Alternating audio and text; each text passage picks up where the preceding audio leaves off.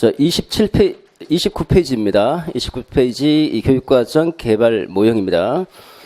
교육과정 개발 모형의 선두주자가 타일러입니다. 타일러 기도하는 모습인데 이게 굉장히 의미심장한 부분인데 일단 요거 들어가기 전에 간단하게 다시 그 교육과정 개발의 역사와 관련해서 교육과정 학의 역사를 간단하게 짚고 다시 타일러 쪽으로 들어오도록 하죠.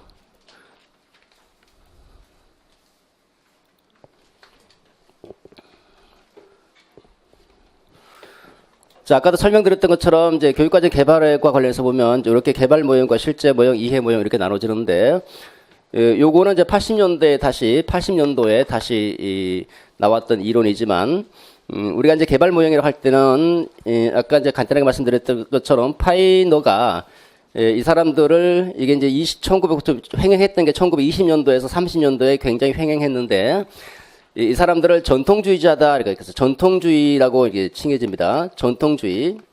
그 다음에 요 실제 모형에 주력한 사람을 개념 경험주의. 이거는 알 필요 없어요, 근데. 객관식 용도라서.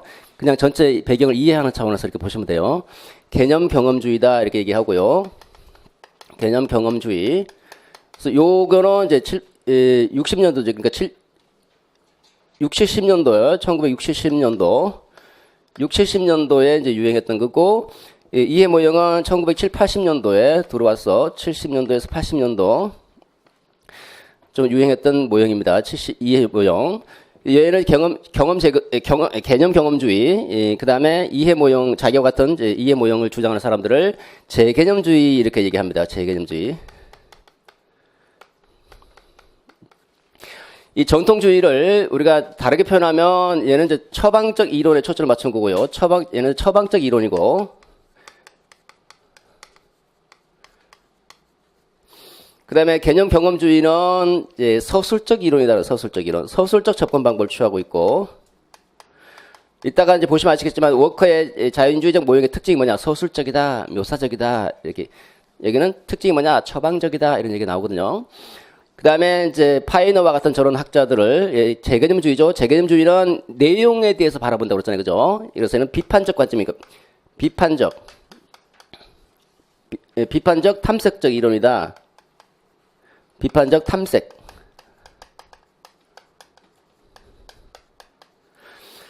일반적으로 전통주의, 개념 경험주의, 재개념주의 이렇게 불리고 개념주의자들은 처방적 이론을 제시하려고 하고 개념 경험주의는 서술적 접근을 취하려고 하는 것이고 재개념주의는 비판적 탐색적 접근을 취하려고 하는 학자들입니다. 자, 이게 나오게 된 배경이 일단은 처방적 이론은 타일러가 이제 기점이죠. 타일러가 1949년도에 타일러입니다. 타일러가 처음으로 교육과정의 이론의 틀을 만들어냅니다.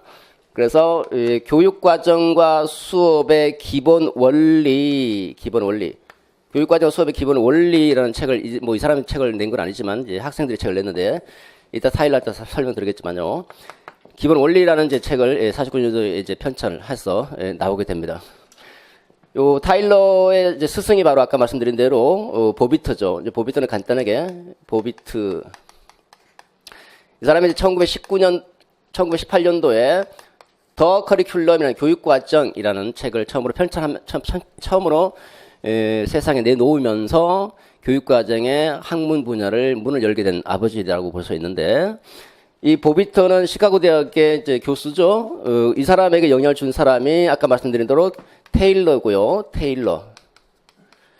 테일러는 교육행정학 교수죠. 시카고 대학의 교육행정학 교수가 교육과정학의 연구 분야의 문을 열어준 사람이다라고 볼 수 있는데 이 보비트에 영향을 준 사람이 이제 테일러는 공장 노동자 출신으로서 교육행정학에 보면 이제 과학적 관리론이다 해서 나오는데 과학적으로 관리하자. 교육행정은 조직 이론입니다. 조직의 생산성을 어떻게 높일 것인가, 조직의 목표를 어떻게 달성할 것인가, 거기에 초점을 맞춘 이론이 이제 교육행정 이론인데, 그 중에서 테일러 입장에서는, 자기가 공장 노동자 출신으로 있어봤기 때문에 회사를 경영하면서, 이 노동자들의 업무를 과학적으로 관리하면 조직의 생산성을 높일 수 있겠다라는 생각을 하게 되고, 그래서 그 과학적 관리를 하면서는 무엇을 과학적으로 관리하는가? 노동자의 업무를 과학적으로 관리하자. 노동자 업무를 과학적으로 관리하게 되면 생산성과 능률성이 향상돼서 조직의 효과가 높아진다 이렇게 생각을 하게 되는 거예요. 그럼 노동자의 그 업무를 어떻게 화학적으로 관리할 것인가? 노동자가 하는 일을 이제 분석해야 되죠. 업무를 분석해 보면 노동자들이 하는 어떤 활동들을 하는가, 인형 만든다. 그 인형 만드는 활동에 몇 가지 동작이 소요되는지, 그 다음에 그 하나의 인형을 만드는데 몇 시간을 소요되는지 이렇게 해서 동작 연구와 시간 연구를 합니다. 동작 연구와 시간 연구를 통해서 하루 작업 표준 양을 정해줘요. 일일 작업 표준 양. 그 일일 작업 표준 양을 정하면 그에 맞는 성과를 주고, 일일 작업 표준 양을 채우지 못하면 성과를 좀 깎고, 보수를 좀 깎고, 그 다음에 성과를 초과하면 또 초과하면 또 거기에 맞는 대우를 해주고. 그래서 인간은 다분히 경제적 동물이라는 차원에서 노동에 대한 대가로 보수를 지급하는 그런 형태로 전개되고요. 쓸데없는 노동자들 다 잘라내고 오직 업무에만 충실할 수 있도록 작업 환경을 분업화시키고 그 제한된 시간 안에 제한된 그 요구하는 그 업무를 충실하게 수행하는 데 난 거에 초점을 맞추고 이론을 전개하는데, 거기서 우리가 여기서 알 수 있는 것은 동작 연구와 시간 연구를 통해서 하루 작업 표준 양을 정해준다고 그랬잖아요. 그죠? 쓸데없는 시간들 다 제거하고, 그래서 능률성을 높이겠다는데, 이게 이제 보비트에 영향을 주면서 교육행정학 학자인 시카고 대학의 교육행정학자인 보비트가 딱 보기에는 학교에 적용시키기 딱 좋겠다라는 거예요. 학교에도 선생님들이 빈둥빈둥 하기도 하고, 쓸데없는 선생님도 계시고, 선생님들 잘라버리고 구조조정하고, 그다음 노는 시설들 있잖아요. 학교에 노는 시설들 다 활용하는 거예요. 계속 뭐 임대도 주고 활용해서 계속. 그래서 학교 조직의 효과성을 좀 높여야 되겠다. 학교 조직의 생산성을 이 조직 이론, 교육행정이잖아요. 교육행정 조직 이론 차원에서 학교 조직의 생산성을 어떻게 높일 것인가 해서, 일단은 보비트가 볼 때는 어쨌든 학교에서 배우는 학생들은 사회가 필요로 하는 인간들이고, 사회 필요에 맞도록 학생들 교육을 시켜야 되는데, 사회는 우리가 일반적으로 보면 사회는 성숙한 어른들, 이상적인 어른들이 활동하는 공간이기 때문에 이상적인 어른을 만들어주면 된다고 생각을 하게 되고, 그러면 학교에서 이상적인 그 학교를 공장에 비유하고 학생을 재료에 비유하고 교사를 노동자에 비유해서, 그다음에 노동자가 이 제품을 완제품, 이상적인 완제품을 만들어서 사회가 요구하는 인간을 배출해주면 되는 거잖아요. 그죠? 그러면 이상적인 어른이 어떤 활동들을 하는지를 알아야지 그 활동들에 맞게 아이들을 만들어서 배출해 줄 수 있는 거니까, 학생들이 이상적인 어른이 하는 활동을 분석합니다. 이걸 활동 분석법이라고 하는데, 활동을 분석해 봤더니 이상적인 어른은 일반적으로 우리가 생각하는 성인은 언어 활동도 하고 사회 활동도 하고 종교 활동도 하고 그렇더라는 겁니다. 그래서 언어 활동, 종교 활동, 사회 활동 그 각각의 어느 정도의 시간이 소요되는지를 쫙 분석해서 그 이상적인 어른이 하는 활동을 교과목으로 배치하고, 거기 그 각각의 교과의 그 활동에 들어가는 시간을 배당 시간 수로 배정해서 교과와 배당 시간 수가 나오게 되는 거예요. 그렇게 해서 나온 게 이제 보비트가 교육과정이라는 책으로 나오게 되는 겁니다. 다분히 공장 노동의 학교를 공장에 비유해서 이렇게 설명했는데, 요 보비트의 제자가 바로 이제 타일러죠. 타일러가 보비트 제자로서, 타일러가 교육과정, 이제 이렇게 키우려면 제대로 된 교육과정을 만들어야 되잖아요. 그죠? 제대로 된 교육과정을 만들려면 교육과정이란 도대체 무엇이고, 교육과정을 어떻게 개발할 것인지에 대해서 이론적인 틀을 만들어야 되겠다라고 생각하는 거예요. 물론 그 배경은 일단 이제 타일러, 다시 설명드리겠지만, 타일러가 보기에는 교육과정을 어떻게 개발할 것인지에 대한 답을 찾는 게 우선적인 거죠. 그래서 교육과정을 개발할 수 있는 이론적인 모형, 틀을 찾는 데 초점을 맞추고 교육과정을 이론화시키는 데 이제 초점을 맞춥니다. 그래서 이제 나온 게 그 교육과정과 수업의 기본 원리고, 거기서 나오는 게 타일러의 개발 모형이고, 이 사람들은 다분히 어디에 초점을 맞추냐면 교육과정 현상을 설명하고 교육과정 현상을 이해할 수 있는 이론적인 틀, 다르게 표현하면 탈맥락적인 과학적인 이론을 만들려고 하는 데 있는 거예요. 탈맥락적이라는 말은 어떤 상황에서든지 다 적용될 수 있다는 거예요. 타일러가 만들어온 이 타일러의 교육과정 개발 모형, 이걸 우리가 합리적이라는 하는 이유는 합리적인 절차를 제시하고 있어서 누구나 다 쉽게 이용할 수 있다는 거예요. 누구나. 또 이게 국가 수준의 교육 과정을 만드는 사람이든 학교 수준의 교육 과정을 만드는 사람이든 교사가 자신의 수업을 전개하기 위해서 교육 과정을 만들든 타일러가 제시하고 있는 그 절차에 따라 따르기만 하면 쉽게 누구나 다 쉽게 제작할 수 있는 거죠. 탈맥락적이에요. 탈맥락적. 과학적 이론이라는 자체가 탈맥락적이죠. 우리가 보면 과학적인 이론은 과학 현상을 이해하고 과학 현상을 설명하기 위한 것이잖아요. 지구가 태양 주위를 돈다라고 하는 것은 뭐 아프리카에서는 태양 주위를 안 돌고 한국에서는 태양 주위를 도는 게 아니잖아요. 그죠? 어떤 상황이든 어떤 곳이든지 다 적용되는 이론이지. 이론 지동설이라고 하는 거는 그죠? 마찬가지로 어떤 수준에서든 어떤 교과든 어떤 수업이든 다 적용될 수 있는 게 바로 이론이고 틀이고 그래서 나온 게 이제 원리라는 원리. 그렇기 때문에 이따가 이제 타일러에 들어가면 아시겠지만 어떤 교과든 어떤 수준이든 어떤 수업이든 다 적용될 수 있다라고 하는 거예요.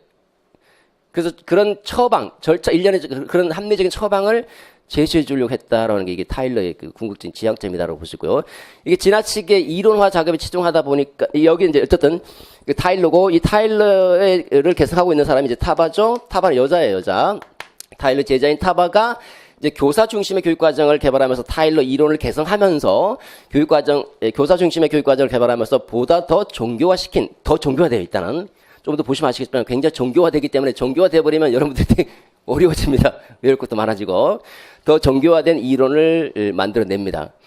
그 다음에 이제 그 이후에 1980년도에 와서 다시 위긴스 앤 맥타이가 다시 타일러의 목표 중심 교육과정 개발 모형을 개성하면서 목표를 다시 우위에 두고 그 다음에 내용보다 평가를 앞세우면서 이제 나오게 되는데 이게 이제 백워드 설계 모형이고 이거는 이제 다음 시간에 이제 설명드리도록 하고요. 자, 이렇게 이론화에 치중하고 이론적 작업을 만들어내고 교육과정을 어떻게 하든지 이론화시키고 과학화시켜서 탈맥락화시켜야 되겠다라는 관점은 누가 어디선 뭐든지 어떤 형태든지 교육과정을 이해하고 교육과정을 적용해서 개발할 수 있도록 해야 되겠다.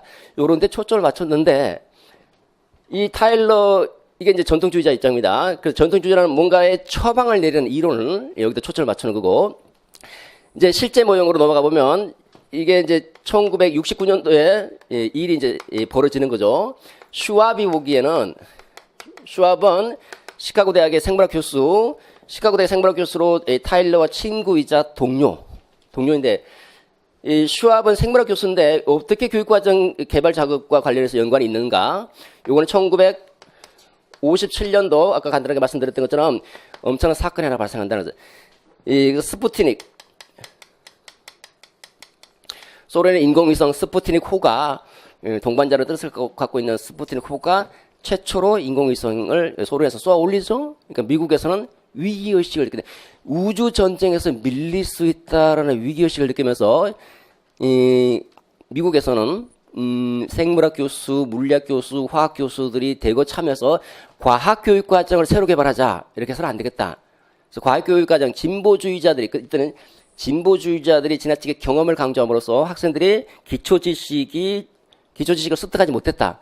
그래서 우리가 과학전쟁에서 밀렸고 앞으로 나아갈 우주전쟁에서 소련에 밀릴 수밖에 없다는 그런 위기의식을 느끼면서 우주회의를 개최하게 되고요. 그 우주회의에 참석했던 물리학자 브루너도 학문적인 교육과정을 주장하게 되고 이 사람은 이제 교육과정 개발에 이제 관심을 기울이면서 그런 과학 교육과정을 개발해야 되니까 과학 교육과정 어떻게 개발할 것인가? 그럼 기존에 이제 여러 가지 개발된 이론들이 있으니까 이거 갖고 적용하면 되겠지라고 해서 딱 적용하려고 했더니 안 되더라.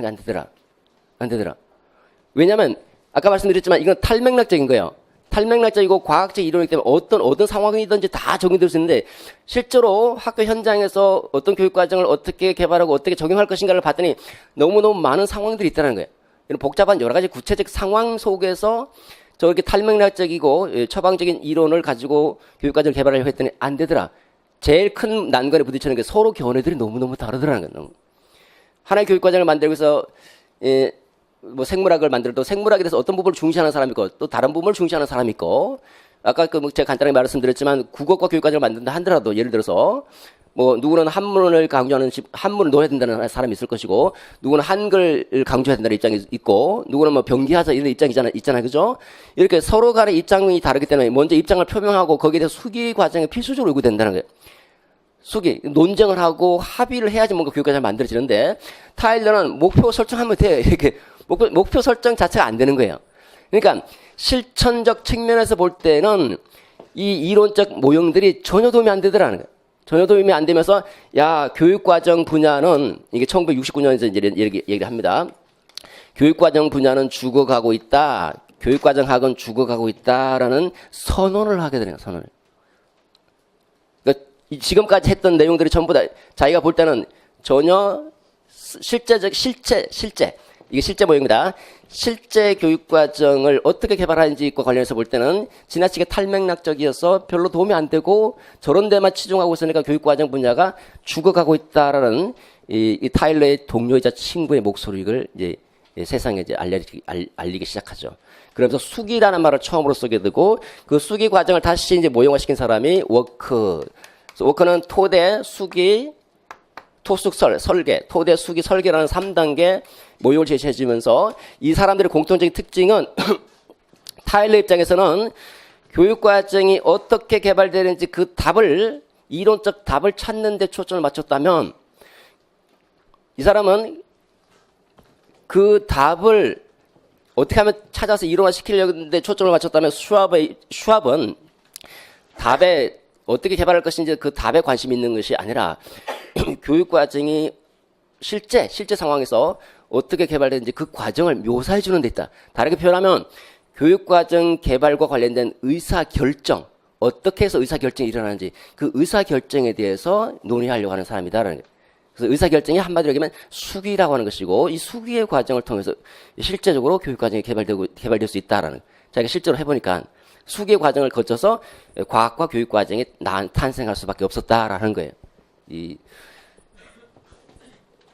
그래서 우리가 이 사람도 이론화에 초점을 맞추고 있지만 이론보다는 보다 실천적인 측면, 실제적 측면을 강조하고 있어서 실제 모형이다라는 것이고, 요 실제 모형은, 실제라고 하는 것은 실천적 측면을 강조하는 거죠. 다르게 표현하면 교육 전자, 타일러식의 처방적 접근을 취하고 있는 사람은 교육과정을 어떻게 개발할 것인가라는 처방에 초점을 맞췄다 한다면, 슈왑과 워커, 이 사람은 교육과정이 실제 어떻게 개발되는지, 수기과정, 어떻게 개발되는지 그 과정, 의사결정 과정, 그 과정을 서술, 디스크립트, 묘사하는 데 초점을, 자, 요런 식으로 교육과정이 개발되는 거야.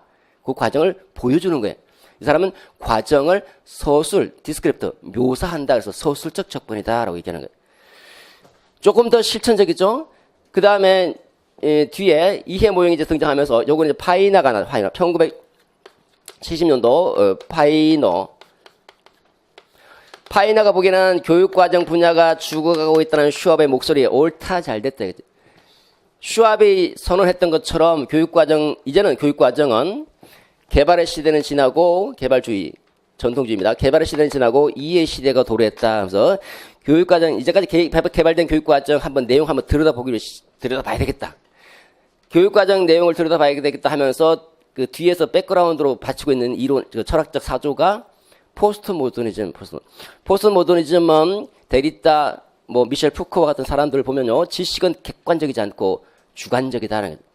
학교 교육과정 아이들을 배우는 그 지식을 들여다보기 시작하는 거예요. 교육 내용, 뭘 배우는가.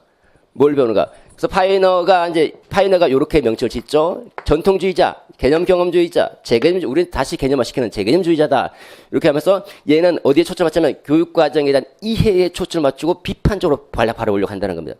그래서 비판적인 접근이다라고 볼 수 있죠. 비판적 접근을 취하는데, 요런 파이너와 동시에 나중에 이제 파이너 뒤를 이어오고 있는 사람이 아이즈너고, 파이즈너 선두니까 이 사람 더 중요합니다. 그 다음에 두 번째, 애플과 같은 사람. 요런 부류가 있는데, 우리가 요 전자에 있는 부류를 교육적, 이건 학생이 초점을 맞죠. 학습자의 교육적 경험을 보려고 하는 것이고, 얘는 교육과 사회 관계,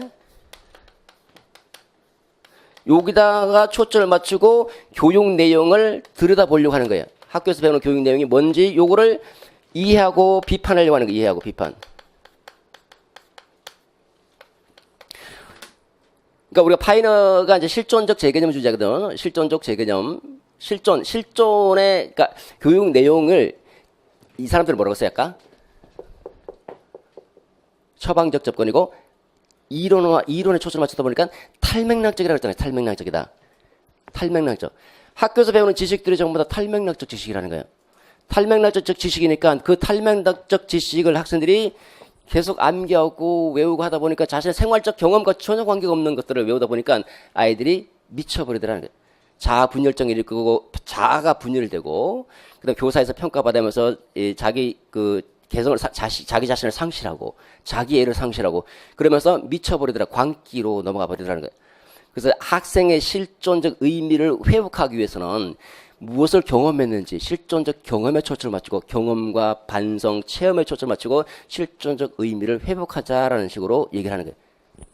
그래서 탈맥락적이기 때문에 이게 탈맥락적이기라서 그래서 교육적 경험, 학생들이 배우는 교육 경험을 분석해 보는 거죠. 그러니까 탈맥락적이니까 이제는 학습자의 실존적 의미를 회복하기 위해서는 생생하게 살아있는 구체적 경험을 강조해야 된다라는 식으로 얘기를 하게 돼요. 이제 배경 지식의 배경, 이거는 뭐 외울 필요 없지만 아마 나중에 이해하기 훨씬 쉬울 겁니다. 그 다음에 애플과 같은 경우는 교육 내용을 이해하고 비판하는데 교육과 사회가 긴밀하게 관계되어 있다. 특히 이 포스트 모더니즘 영향을 많이 받은 입장인데 애플이 보기에는 지식은 사회적으로 결정될 수 있다는 거예요. 이게 지식 사회학적 관점인데 지식은 객관적인 것이 아니라 주관적인 것이고 사회적으로 결정될 수 있다고 하는데 학교 내용을 들여다봤더니 배우는 내용을 들여다봤더니 그 배우는 내용이 지배계급의 가치를 담고 있더라는 거예요. 지배계급의 가치를 표면적 교육 과정에 공식적 교육 과정이죠. 표면적 교육 과정에 은연중에 숨겨서 가르치더라는 거고. 그 다음에 또 공식적 교육 과정에는 없는데 학생들이 은연중에 잠재적 교육 과정을 통해서 지배계급의 가치 질서에 순응하도록 하더라는 게. 그래서 사회 불평등 구조가 계속될 수밖에 없더라는 교육 과정 내용을 들여다봐야 이해를 초점 맞추니까. 그래서 이거 보면 나중에 다시 말씀드리겠지만 이 두 가지가 뭐냐면 이 두 가지가 잠재적 교육 과정이거든요. 교육 과정, 공식적 교육 과정이 있지만 명시적으로 드러내지 않지만 지배계급의 이념을 은연중에 몰래 숨겨서 집어넣은 거야. 집어넣었으니까 아이들은 공식적 교육 과정을 배우지만 자기도 모르게 지배계급의 가치 이데올로기에 동조하는 식으로 가더라는 거예요. 동시에 실제 공식적 교육 과정은 물론 없지만 없는데도 지배계급의 학생들은 자율성, 창의성 같은 걸 강조하고 피지배계급의 학생들에게는 순종과 복종을 강조하면서 은연중에 학생들을 길들이더라. 그래서 뭘 배우는가? 다 지배계급의 가치 질서에 동조하도록, 순응하도록, 길들이도록 순치된 인간들을 만들어내더라. 그래서 잠재적 교육과정 개념 지금 숨겨진 거 이건 아직 안 나왔거든요. 이 정도로 나왔지만 요게 이제 교육과정 이해 초점을 맞추고 우리도 보면 은연중에 교육과정 속에 보면 은연중에 뭔가 집어넣는 경우가 있거든요. 예를 들어서 뭐 교과서 보면 남자는 좀 주도적인 역할을 하는 식으로 집어넣고 여자는 좀 따라가는 식으로 요거 뭐냐 숨겨진 거예요. 의도는 하지 않지만 그 교육과정 만든 사람은 의도하진 않았지만 보는 순간 아 여자는 계속 남자를 따라다녀야 되나 뭐 그런 식으로 은연중에 집어넣을 수 있거든요. 그 은연중에 숨겨져서 뭔가를 지배계급의 가치를 은연중에 숨겨서 자기도 모르게 학교 교육 과정 속에서 배우고 있다는 것 이런 것들을 이제 탐색을 하더라. 그래서 이렇게 크게 역사적 범주를 보면 타일러가 제기했던 굉장히 중요한 이 천재적인 타일러는 이 교육 과정을 이론화하려고 가능하면 탈맥락적이고 과학적 접근을 취해서 기술 공학적 논리에 따라서 기술적이고 공학적 탈맥락적이라서는 가치가 없는 거. 이거는 가치를 논의하는 게 아니에요. 나중에 또 기술공학적 얘기가 나오는데 애플이 또 이 기술공학적 논리를 비판하는 이 사람들이 지금 비판하는 게 뭐예요? 이 사람들이 비판하는 것은 개발의 시대를 갖고 이건 문제가 있다. 이제는 교육과정을 탐색해보자 하면서 얘네들 비판할 거 아니에요. 그죠? 비판하니까 파인의 입장에서는 어떻게 비판합니까? 탈맥락 지식을 가르치니까 아이들이 미쳐가고 있더라. 그래서 구체적으로 생생한 경험을 드러내서 그 경험의 본질을 분석하고 학생들의 실존적 의미를 회복해주자 이런 얘기를 하고 애플 입장에서는 기술공학적 논리에 따른 교육과정 개발 절차 어떤 문제가 있는가를 세 가지 항목으로 나눠서 설명해줍니다. 그거 우리가 주목해야 될 부분 중에 하나이고요. 자, 이런 식으로 이제 교육과정 이 개발과 관련된 것이고 또 한편으로는 이제 교육과정의 역사와 관련해서 이렇게 전개되고 있으니까 전체적인 맥락에서 보면 이렇게 보면 이게 이제 교육과정의 이론의 끝이에요. 시작이자 끝. 이런 식으로 전개되고 이게 그 다음에 이제 1980년도에 등장하면서 아까 말씀드렸지만 1980년도에 부시 행정부에서도 이제 낙후 학생 또는 낙후 아동 방지법이 제정되고 또 성취 기준에 미달한 학생들이 너무 많기 때문에 이 학생들을 제대로 가르치려면 학교 미국은 주정부별로 움직이니까 주정부별로 여러 가지 검정 교과서는 너무 많은데 그 검정 교과서 중심으로 아이들을 가르치다 보니까 표준 공통적인 교육 과정을 등한시하게 되고 공통적 교육 과정 속에 성취 기준이 있는데 그 성취 기준을 무시하고 교과서 중심으로 가르치니까 성취 수준이 떨어지더라. 성취 기준 중심의 개혁 운동, 스탠다드 무브먼트, 성취 기준 중심의 교육 개혁 운동이 벌어집니다. 거기에 일조한 사람이 평가 전문가인 위긴서와 맥타이고 그 먼저 앞세우는 것은 성취 기준을 그러면 목표로 삼아버리자. 목표로. 타일러가 말하는 그 목표를 타일러는 목표를 그 교육과정 결정 요소인 세 가지, 학부모, 그러니까 사회, 교사, 학습자, 아니, 사회 교가, 사회 요구, 교과 요구, 학습자 요구, 요거 세 가지를 토대로 해서 교육 목표를 설정하는데 이 사람은 그 교육 목표 설정 기준을 교육과정에 있는 성취 기준을 목표로 삼아버리면 성취 기준을 도달할 수 있을 거 아니에요, 그죠? 그리고 도달했는지 평가를 앞세워버리는 거야. 타일러의 목표 중심, 목표 우위 모형을 주장하면서 성취 기준 속에 있는 개념과 원리를 강조하니까 브루너까지 같이 접목시키는데 그건 다시 브루너하고 타일러하고 또 어떤 관계가 있는지는 또 다시 이따가 설명드리도록 하고요. 어쨌든 그렇게 해서 다시 이 타일러식의 목표 우위에 이런 이것도 처방이에요, 처방. 처방적 이론을 제시를 하게 됩니다. 다시 이제 회귀하는 거죠. 어떻게 보면 이렇게 전개되고 있어요. 요거는 이제 어쨌든 현행 우리 2015 개정교육과정도 밀접하게 관련되어 있으니까 매우 중요한 파트고 이 사람들은 우리가 놓칠 수 없는 사람이에요. 지금 이해 중심은 여기서도 은연중에 요것도 잠재적 교육과정 올해 이제 그 논점과도 올해 출제된 거죠. 2019학년도 출제된 부분이고 해서 매우 중요한 부분이다라고 해서 요거는 이제 출제가 됐고 이 사람이 출제가 됐죠. 그래서 이거는 이제 조금 덜 중요하고 이렇게 해서 전체 구조를 잡고 들어가죠.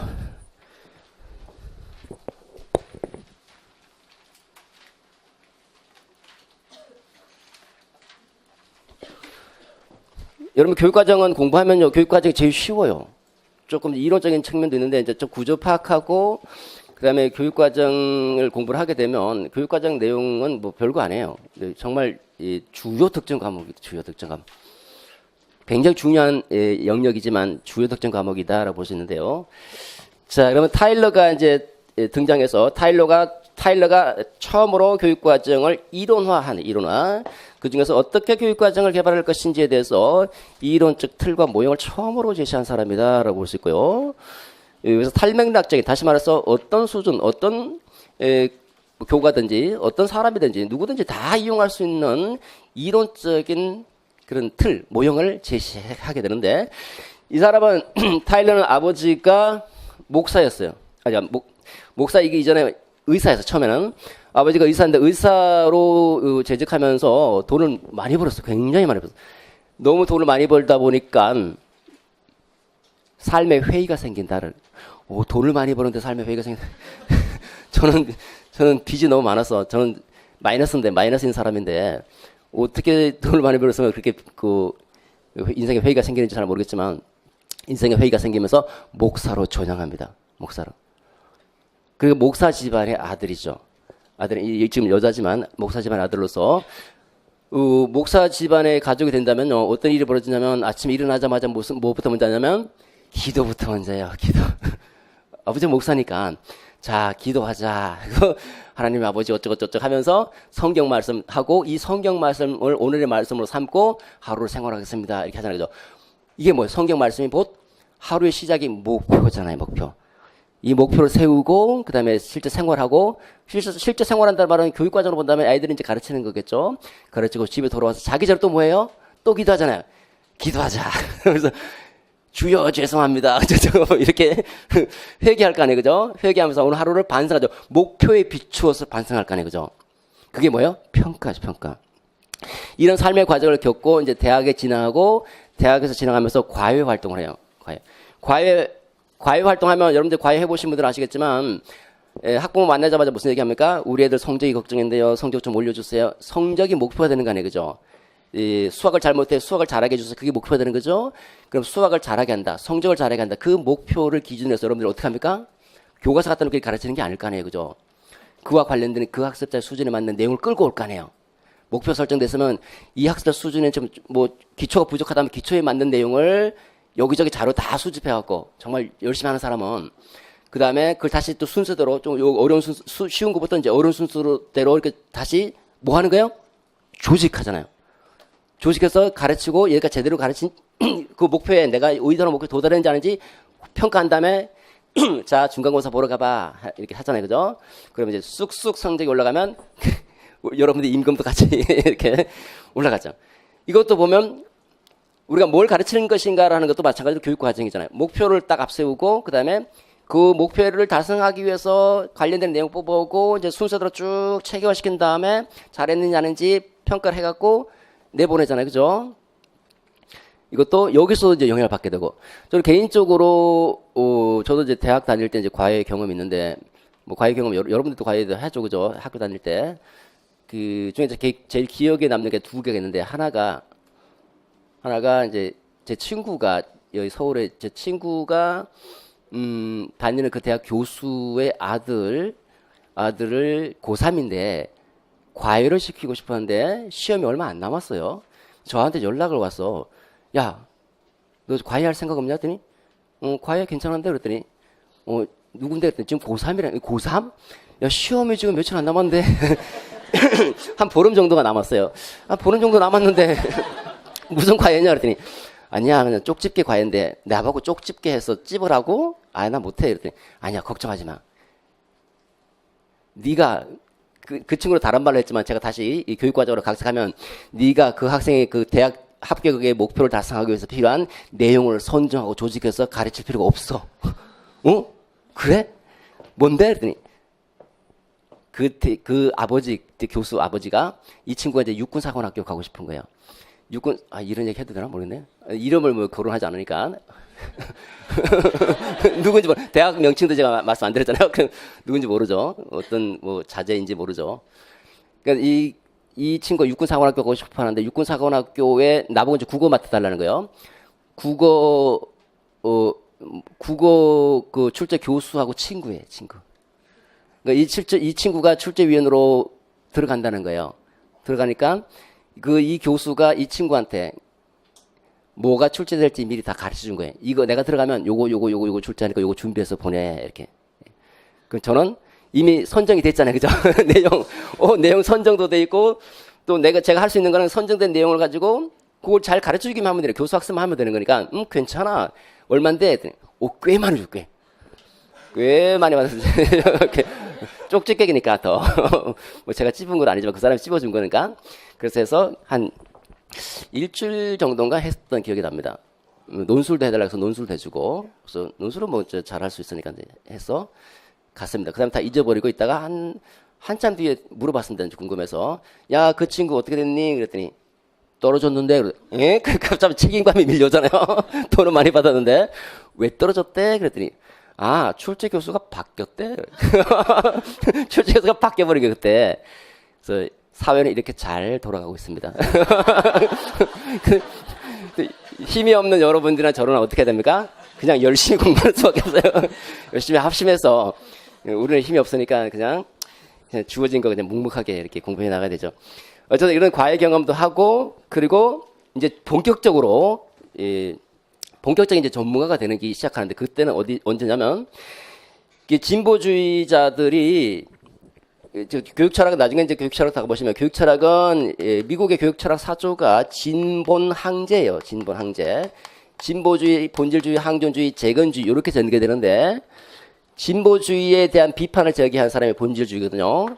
진보주의 너희들 학생의 아까 그랬잖아요. 우리는 교과를 가르치는 것이 아니라 아동의 경험을 가르쳐 이렇게 얘기하잖아요. 니들이 아동의 경험을 강조하다 보니까 학생들이 기초학력이 날이 갈수록 떨어져.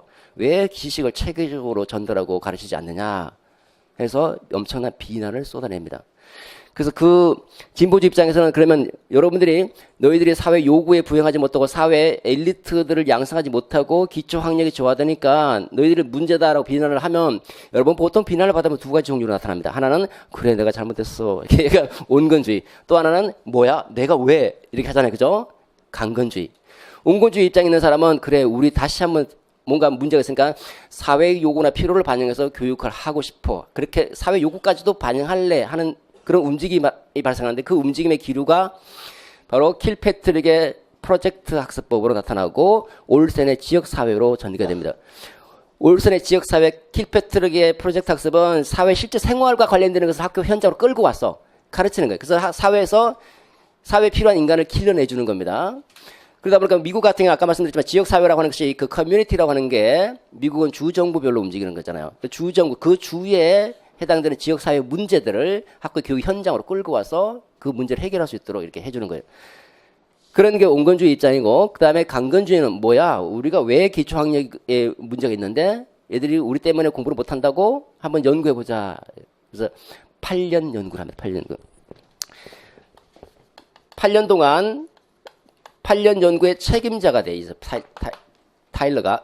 8년 연구가 그러면 우리가 이제 종단 분석을 해보자 해서 그 전통적 학교를 졸업한 학생과 그 다음에 두 번째 진보적 학교를 졸업한 학생들의 학업 성취도를 한번 따져보자. 학업 성취도. 누가 더 학업 성취도가 높은지 계속 종단적으로 연구해보자 해서 8년 동안 쭉 연구를 하는데 자, 이 타일러 입장에서는 진보주의와 이 본질주의 입장에 있는 진보주의와 전통적 학교를 졸업한 학생들 누가 더 학업 성취도가 높은지를 비교해서 8년 동안 추적해서 연구하려면 한쪽 편에 서면 안 되잖아요. 그죠? 중립적 입장에서 얘는 뭘 강조해요? 전통주의 입장에서는 교과 지식을 강조하죠. 교과 지식을 강조하는 얘는 아동의 경험을 강조하죠.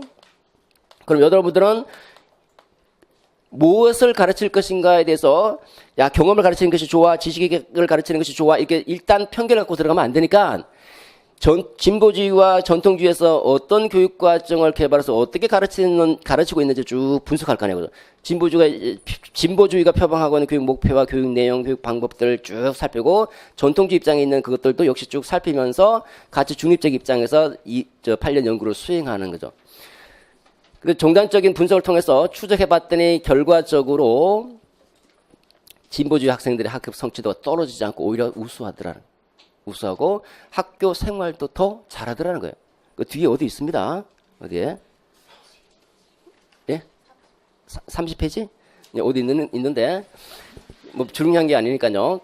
그런데 이런 연구를 하면서 이제 교육과정만 계속 들여다본 거 아니에요. 교육과정에 이제 대가가 된 거예요. 완전히. 저런 어렸을 때 이런 생활 장면, 대학생 때 저런 생활 장면 이거 경험하면서 또 여기도 참여하게 되니까 교육과정 전문가로서 대학에 들어가서 학생들을 가르치기 시작하죠. 내가 전문가니까 나는 책을 안 쓰는 거예요. 사람은 책을 안 쓰고 쭉 강의하니까 학생들 입장에서는 뭔가 교재가 우리는 뭔가 있어야 되잖아요. 그죠? 뭔가 있어야 되는데 계속 말만 하니까 애들이 너무 답답한 거예요. 교수님 책 좀 써주세요. 나는 책을 안 써. 너희들이 잘 받아 적어서 그걸 책으로 내. 해서 나온 게 1949년대 교육과정과 수업의 기본 원리라는 책이 나와요. 기본 원리. 여기 원리라는 데서 알 수 있지만 내용 조직의 원리, 그러니까 경험 선정의 원리, 경험 조직의 원리 나오잖아요. 그죠? 이렇게 이론적 틀을 만들어내게 되는 거예요. 그렇게 해서 나온 게 이 책이다라는 거예요. 자, 이렇게 해서 간단하게 살펴보셨고요. 그 다음에 세부적인 내용을 한번 살펴보도록 하죠. 자, 개발 절차입니다. 이론적 틀이 어떤 틀인가? 개발을 하려면 목표를 먼저 설정해라. 자, 사실 삶의 경험처럼 목표를 먼저 설정하고 그 다음에 그 목표에 도달하려면 1차 방정식을 풀 수 있다는 목표, 수학 문제를 풀 수 있다는 목표에 도달하기 위해서 어떤 내용들을 가르쳐야 될 것인지를 뽑아봐야 되겠죠. 이 사람은 내용이라는 말을 쓰지 않고 학습 경험이라는 말을 썼어요. 학습 경험을 선정하고 학습 경험을 조직한 다음에 교수 학습은 없고 평가만 이렇게 4단계를 제시합니다. 우리가 학습 경험과 교육 내용은 분명히 구별돼요. 아까 말씀드렸지만 교육 내용이라고 하는 것은 교사가 학생들에게 제시하는 내용이에요. 다분히 교사 입장이죠.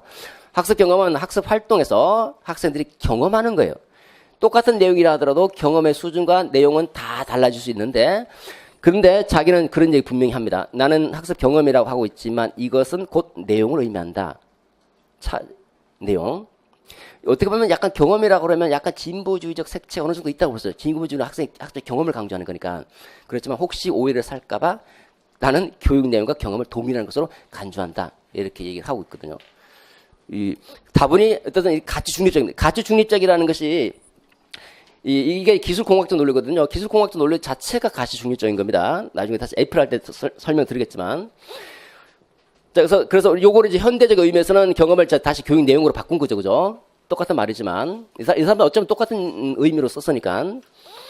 요렇게 개발을 한다는 겁니다. 조금 더 세부적으로 한번 들어가 보도록 하죠. 30페이지입니다. 30페이지. 자, 그 개념 따지기 잠깐 보시면 개발 시 고려할 사항으로 첫 번째 박스에 보시면 학교에서 달성하고자 하는 교육 목표가 무엇인가? 목표 설정이 핵심적이다.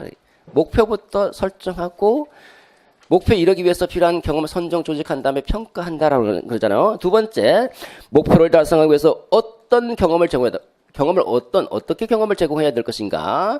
두 번째, 어떻게 조직해야 될 것인가? 어떻게 선정하고, 어떻게 조직하고, 네 번째, 목표 달성했는지 어떻게 어떻게 평가할 것인가라는 하우에 초점을 맞추고, 모든 것들은 전부 다 목표에 중점을 두고 있다는, 목표에 중점을 두고 나머지 부분은 전부 다 목표 달성과 관련되는 부분이죠. 나머지 교육과정 요소는 수단이다라고 볼 수 있는데, 목표를 그만큼 강조하기 때문에 이 타일러의 교육과정 개발 모형을 다른 말로 표현하면 목표 중심 모형이다. 목표를 우위에 두고 나머지는 다 목표 달성을 위한 수단이기 때문에 목표 중심 모형이다라는 것이고, 아까 말씀드렸지만 이거는 누구나 언제든지 아무나 다 이용할 수 있는 거예요. 합리적인 일련의 절차를 제시하고 있으니까 탈맥락적이죠.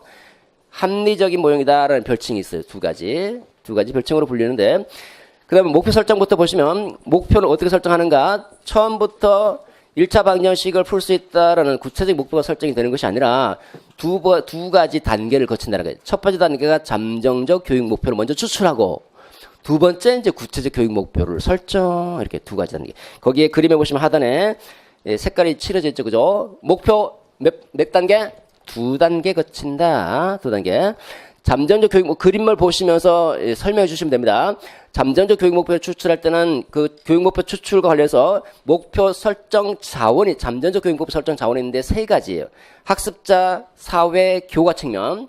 학습자 요구와 사회 요구와 교과 요구를 목표 설정 자원으로 삼고 이 요구를 반영해서 잠정적 교육 목표를 추출한다. 이 첫 번째. 요렇게 설명하면 돼요, 그냥. 그래서 요 타일러의 그 세 가지 잠정적 교육 목표 설정 자원을 우리는 현대에 와서는 교육과정 결정 3요소다 그래. 교육과정 결정 3요소. 몰라도 될 것 같긴 한데, 교육과정 결정 3요소, 학습자, 사회, 교과. 이 세 가지를 반영해서 잠정적 교육 목표를 추출하죠. 그죠? 학습자 입장과 교과 입장과 사회 입장을 반영해서 잠정적 교육 목표를 추출하고, 잠정적 교육 목표를 추출했으면 두 번째, 그 잠정적 교육 목표를 가지고 다시 한번 걸러냅니다. 교육 철학과 학습 심리학의 관점에서 한번 걸러내는데, 교육 철학은 가치의 문제거든요. 그것이 배울 만한 가치가 있는가. 두 번째, 학습 심리학의 입장에서 그것이 학습 가능한가, 도달 가능한가. 배울 만한 가치가 있어야 되고 학습 가능해야 됩니다. 그런 것들을 토대로 뽑아봤더니 1차 방정식이다. 그러면 1차 방정식을 풀 수 있다라는 식으로 목표가 설정이 되는 거죠. 그러면 목표를 설정할 때 어떻게 설정할 것인가? 아까 말씀드렸죠? 목표 설정의 기준은 구포일실, 구체성, 포괄성, 일관성, 실현 가능성. 자, 31페이지 잠깐 보도록 하겠습니다. 1번의 교육 목표 설정. 여기서 아까 말씀드린 대로 두 가지만 아시면 됩니다. 첫 번째, 구체적 교육 목표 설정한다. 그 동그라미 기억번호 보시면 그 잠정적 목표 설정 자원인 학습자, 사회, 교과 요구를 토대로 해서 잠정적 교육 목표 설정한다. 이 정도만 아시면 돼요, 그냥. 그 다음에 두 번째, 디귿번에 있는 구체적 목표 설정한다. 어떻게 설정하는가? 교육 철학의 관점에서 가치가 있는지, 학습 심리학의 관점에서 목표 달성하는지 또는 학습 가능한지를 토대로 구체적 교육 목표가 설정된다. 요거 두 가지. 첫째, 둘째. 됐죠? 자, 구체적 교육 목표를 그러면 어떻게 진술할 것인가? 진술. A번 진술 방식. 아까 설명드렸잖아요. 이완 분류의 근거에서 내용 요소와 행동 요소로 나눈 다음에 행동적 용어로 진술한다. 이게 뭡니까? 구체성. B번에 또 목표 진술 원칙 있죠? 두 번째가 포괄성, 폭넓은 행동 특성, 일관성, 논리적 모순이 없어야 된다. 실현 가능성, 수준에 맞춰서 실현 가능한 것이어야 된다. 됐죠? 복습하는 거예요, 복습. 자, 목표가 1차 방정식을 풀 수 있다. 소사 구조를 설명할 수 있다. 목표가 설정됐으면 그 다음에 그 목표를 달성하기 위해서 필요한 경험, 학습 경험. 오늘날로 말하면 내용을 선정 뽑아봐야 되겠죠. 선정 원리 뭐라고 그랬습니까? 기회 원리, 기만 학습 11 기회 원리, 만지기 원리, 학습 가능성, 일목표 다경험 다음 페이지입니다. 일경험 다성과의 원리다. 됐죠? 설명 아까 했으니까.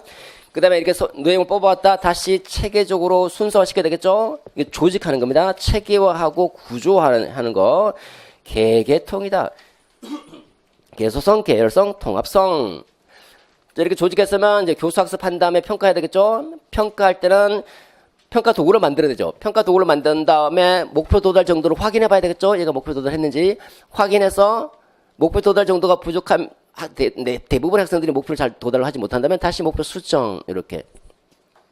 여기서 우리가 좀 이제는 주목해야 될 것이 선정 원리와 조직 원리가 나왔으니까 목표에 조금 더 초점을 맞출 필요가 있고요. 타일러는 또 나올 수 있는가? 또 나올 수 있다. 그냥 기본이니까 그냥 기본. 여러분들이 우리 교육학의 대가 지금까지도 큰 영향을 주는 사람을 무시해서는 안 된다는 게. 무시하면 누가 우리를 무시한다? 시험이 우리를 무시할 수 있다는. 제가 지금 설명드린 거 그 정도만 보시면 되겠습니다.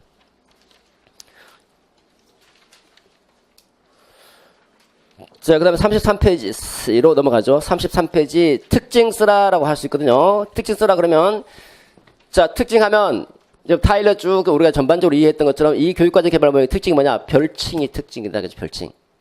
얼마나 중요하면 이걸 별칭으로 삼겠습니까? 그죠? 목표 중심이다. 목표 중심적이다. 왜 목표 중심적인 겁니까? 목표를 먼저 앞세우잖아요. 그죠? 목표를 우위에 둔다. 목표를 중심에 두고 나머지 교육과정 개발 요소는 어떻습니까? 수단이다. 그 목표를 달성하기 위해서 경험을 선정하고 조직하고 목표 달성하는 것을 확인하기 위해서 평가를 하잖아요. 그죠? 그래서 첫 번째 목표 중심이다. 한마디로 목표를 중시한다. 가장 중시한다. 이거 하나. 그 다음에 나머지 수단 요 정도. 합리적이죠. 쭉 1년의 합리적 절차를 제시하고 있잖아요.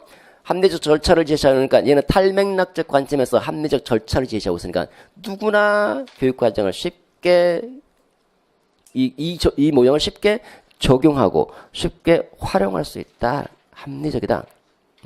이 합리가 뭡니까? 이치에 맞잖아요. 그죠? 이치에 맞기 때문에 그러니까 이게 탈맥락적인 모형이다 보니까 합리적이다는 거예요. 쉽게 얘기하면 합리적인 절차를 제시하고 있어서 누구나 쉽게 적용해서 개발할 수 있다. 두 번째 핵죠. 세 번째 결과 중심적이다, 평가 중심적이다 있는데 우리가 조금 주목해야 될 것은 다섯 번째 있는 가치 중립적이다. 아까 이 사람이 특정 가치나 이념에 휘둘리지 않고 경험을 강조할, 우리가 교가 뭘 배울 것인가, 뭘 가르칠 것인가, 경험을 강조하는 사람이 있고 교가 지식을 강조하는 사람이 있잖아요. 양쪽에 어떤 쪽에도 치우치지 않고 여기 답이 없잖아요. 지금 답이. 경험이라 했지만 이 사람 뭐라고 했어요? 경험의 내용이라고 했잖아요. 그죠? 내용을 가르칠지 아동이 경험을 가르칠지 니들이 알아서 해. 나는 뭘 제시한다? 원리를 제시한다. 원리. 여기도 조직 원리. 왜? 이론이니까 이론. 이 원리를 가지고 교육과정 개발을 설명하고 또 해석할 수 있도록 해주는 거니까요. 그러니까 이 사람은 무엇을 가르칠 것인가에 대해서 직접적인, 아까 교육과정이 뭐라고 했어요? 뭘 가르칠 것인가? 학습자 입장에서는 뭘 배울 것인가? 뭘 가르칠 것인가를 제시해줘야 되는데, 이게 개발 모형인데, 지식이면 지식이고, 경험이면 경험이고, 제시해줘야 되는데, 제시를 안 해주고 원리만 제시하고 있잖아요. 그죠? 그러니까 직접적인 답을 회피하는 가치 중립적이다. 가치 중립적. 특정 가치를 배제하고 가치 중립적입니다. 그러니까 요거 하나 정도 말아두시면 되겠죠? 무엇을 가르칠 것인가? 답변 X. 원리만 제시하고 있더라. 책 제목도 교육과정과 수업의 기본 원리 이렇게 되죠. 원리. 그다음에 당연히 이 사람은 우리가 처방적 이론의 대표 선두주자 아닙니까? 그죠? 처방은 이렇게 절차적 처방을 제시하고 있으니까 요대로 따라라는 거예요. 요대로. 저대로 따르면 누구나 다 교육과정을 개발할 수 있으니까 교육과정 개발자가 따라야 할 절차, 구체적인 절차를 제시하고 있으니까 절차 포인트 절차. 처방적이다. 처방적이다. 여러분들이 의사들이 여러분들 진료한 다음에 자, 이렇게 이제 약 처방을 하잖아요. 그죠? 약을 먹고 밥을 먹고 30분 뒤에 약을 복용해야 됩니다. 이렇게 처방하죠. 그대로 따라야 되는 거예요. 그대로 따르면 건강해지죠. 그죠? 마찬가지로 이렇게 따르면 교육과정을 잘 만들 수 있다. 처방적이다. 절차를 제시하고 있으니까. 직선형이다라고 했는데 다 뭘 향해 있어요? 다 목표를 향해 있잖아요. 그죠? 목표를 향해 있으니까 목표를 중심에서 나머지 뒤에 있는 것이 순서적으로 움직이죠. 그러니까 라인, 선형적이다 또는 직선형이다. 그래서 우리가 리니어, 직선형이다. 직선형. 자, 여기서 우리가 여러분들 좀 주목해야 될 것은 목표, 그 다음에 특징이 뭐냐? 목표 중심적이다. 두 번째, 합리적이다. 세 번째, 가치 중립적이다. 처방적이다. 연역적이다. 요 정도까지만. 연역적이다. 전체 교육과정을 개발하고 그 다음에 단원을 개발하는 식으로 나간다라는 겁니다. 장단점 보겠습니다. 장점과 단점. 이 교육과정 개발 모형의 장점이 뭔가? 이 교육과정 개발 모형을 이용하면 어떤 장점이 있는가? 실용종평. 실용종평의 장점이 있다. 실용적이다. 실용적이다. 왜 실용적인가? 아까 그랬잖아요. 이게 탈맥락적이니까 국가수준 교육과정 만들고 싶으냐? 저렇게. 탈맥락적이고 합리적이죠. 그죠? 학교 수준 교육과정 만들고 싶으냐? 저렇게. 교사 수준에서 네가 교육과정 개발하고 싶으냐? 저렇게 해. 이렇게. 어떤 수준, 어떤 교과, 어떤 수업에서든지 다 폭넓게 적용이 가능하다라는 적용은. 여러분들이 교육과정 만들고 싶죠? 학교에서. 과외하고 싶다? 이렇게 하면 돼. 이렇게. 과외. 너 2차 방정식 못 푸는구나. 내 2차 방정식 잘 풀게 해줄게.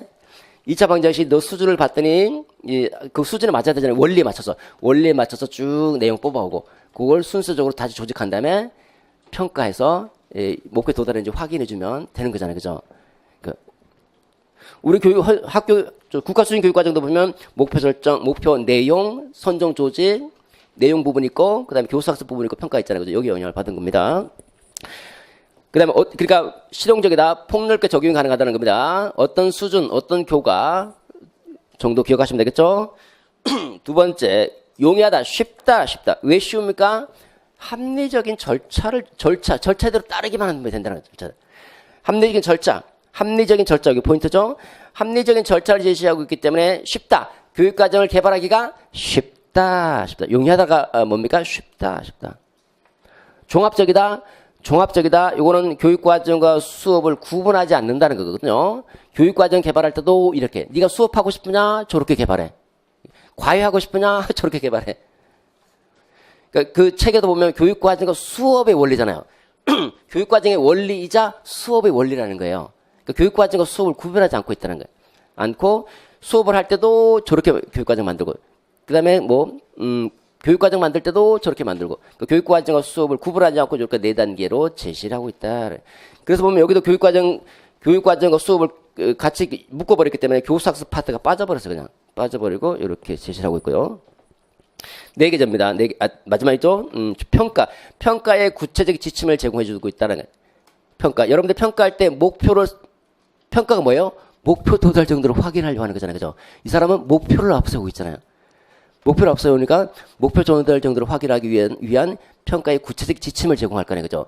예를 들어서 서사 구조의 의미를 말할 수 있다, 설명할 수 있다. 평가할 때 어떻게 합니까? 다음 중 서사 구조의 뜻으로 맞는 것을 고르시오. 이렇게 맞으면 목표 도달했다. 굉장히 평가가 쉽다. 목표가 딱 제시되어 있으니까 목표가 어떻게 제시되죠? 구체적인 행동용어로 제시되어 있으니까 그걸 할 수 있는지를 문항으로 만들어서 내주면 되니까요. 그래서 평가가 목표를 명세화해서 행동용어로 진술해 주니까 한마디로 목표를 명세화해서 진술해 주고 있다. 그러니까 평가가 쉽다 또는 평가의 구체적이고 광범위한 지침을 제공해 준다. 어쨌든 평가가 쉽다. 평가하기 쉽다. 여러분 평가할 때 목표가 없으면 평가하기 곤란하겠죠. 그죠? 뭘 가지고 뭘 평가해야 될지 잘 모르잖아요. 그죠? 단점입니다. 단점 첫 번째, 수단이 된다. 아까 그랬잖아요. 목표 중심이라고 하는 게 우리가 교육 과정에서는 무엇을 가르칠 것인가의 내용이 부분이 되게 중요한 부분인데 내용이 목표의 수단이 되어버린다. 내가 수단이네. 그쵸? 내가 수단이네. 그 교육과정 연구하는 사람 입장에서 굉장히 기분 나쁜 얘기일 수도 있죠. 내가 수단이 되어버린다. 내가 목적이 아니라 내가 수단이다. 내가 목적인 것은 브루노예요. 브루노는 교육 내용이 그 자체가 하나의 가치를 가지고 있고 목표가 되는데 얘는 교육 내용 자체가 가치가 없어요. 지식을 가르치든 경험을 가르치든 상관없는데 브루노 입장에서는 뒤에 나오는데 브루노 입장에서는 내용 자체가 가치를 갖고 있고 그것이 하나의 목표가 되는데 얘는 목표 따로 있고 목표 달성하기 필요한 것만 가져오는 거예요. 필요한 것만. 그러니까 내용은 수단시 되버린다. 예. 자, 목표를 우위에 둔다는 거. 포인트가 목표를 우위에 둔다. 목표를 우위에 둠으로 내용은 수단시 된다라는 문제가 있다. 두 번째입니다. 실질적인 내용을 제시하지 않는다. 아까 그랬잖아요. 그죠? 가치 중립적이잖아요. 그죠? 뭘 가르쳤냐 그랬더니 대답을 하지 않고 원리만 제시하고 있을 뿐이다. 라고 단점이다. 내용이잖아. 우리가 뭘 가르칠 것인가. 자, 이거 보십시오. 이게 이제 내용이죠. 우리 일반적인 용어로 보면. 내용이 뭐가 된다? 수단시 된다. 목표가 우위에 있으니까. 두 번째, 그러면 수단시 되는 그 내용이 뭐냐? 그것도 없더라. 그것도. 이것도 경험이나 지식이냐 말하지 않더라는 거예요. 단점, 요것을 찾으십시오. 논리적으로. 내용이 수단시 된다. 두 번째, 그 내용이 뭔데? 수단시 되는 내용이 뭔데? 그것도 없어. 원리만 제시하고 있더라. 지식이냐 경험이냐 답변해주지 않더라네. 그 다음 세 번째입니다. 부수적 확산적 목표의 중요성이 강조됐다. 목표를 미리 설정하고 교육과정을 전개하고 목표를 미리 설정하고 수업을 전개하잖아요. 미리 설정하니까 수업 중에 발생되는 여러 가지 부수적인 목표가 나타날 수 있는데 이 아이전의 입장에 따른다면 이게 표현적 결과라 하는 건데 이 표현적 결과와 같은 부수적인 목표가 나타날 수 있는데 이걸 무시할 수 있다는 거예요. 이거 무시할 수 있다. 부수적이고 확산적 목표의 중요성을 간과할 수 있다. 네 번째입니다. 자, 눈에 드러나는 거죠. 겉으로 보이는 행동이잖아. 행동으로 문제를 몇 개 풀었느냐. 이게 중요한 거죠. 겉으로 드러나는 행동의 확인은 용이하죠. 그렇지만 겉으로 드러나지 않은 행동을 확인하기는 어렵죠. 예를 들어서 태도 목표를, 정기적 목표를 수학 학습에 적극적으로 참여할 수 있다. 목표를 세웠습니다. 이 친구가 지금 무슨 생각을 하면서 참여하는지 우리가 알 수가 없잖아요. 그죠? 선생님에게 잘 보이기 위해서 참여할 수도 있고 정말 흥미를 가지고 참여할 수도 있는 거고 이거는 속에 있는 걸 알 수가 없는 거예요. 드러나는 행동만 가지고 확인되는 거니까 겉으로 드러나는 행동을 확인할 수 있을 뿐이지 그 학생의 내면에 있는 가치, 태도, 뭐 이런 사고방식 이걸 확인하기는 어렵다라는 단점. 다음 페이지입니다. 34페이지에 자, 이게 이제 누구의 비판입니까? 실제적 모습을 제시하지 못한다. 이거는 다음에 나오는 얘의 얘기잖아요. 얘가 실제 탈맥락적인 내용이다 보니까 탈맥락적인 이론적인 법칙, 이론과 법칙이다 보니까 실제 교육 과정이 어떻게 개발되고 있는지를 묘사해 주지를 못하고 있다는 거예요. 정형화된 틀을 제공하지만 이런 수기 과정 자체가 저기는 없잖아요. 그죠? 실제는 이렇게 전개된다는, 실제는 이렇게 개발되는데 실제적 교육 과정 개발 과정을 묘사해 주지를 못한다. 단점 외워봅시다. 수단, 그 다음에 내용 실질적인 내용이 없다. 내용은 있어요. 근데 내용의 원리는 제시하는 거니까 실질적인 내용이 없다. 내용, 왜, 그 다음에 실제 모습, 실제. 수뇌부의 실제. 실용종평 수뇌부의 실제. 단점 한 두 개 정도, 장단점 두 개 정도씩, 조금 하나 더 하면 3개 정도씩, 요 정도, 제일 여러분 설명 잘할 수 있는 거 기억하시고, 특히 단점에서는 첫 번째 항목 중요한 거예요. 내용이 수단시 된다는 거. 내용이 수단시 된다. 그 다음 두 번째 거, 실제적인 내용, 우리가 교육과정이라서 내용이잖아요. 뭘 가르칠 것인가. 그러니까 첫 번째와 두 번째는 중요한 부분이니까, 요거 두 가지 쓰시고 나머지도 이제 뭐 아무거나 써도 되는데 이 두 가지 특히 첫 번째 거는 놓치지 마십시오. 그냥. 다음 이제 탑으로 넘어가도록 하겠습니다.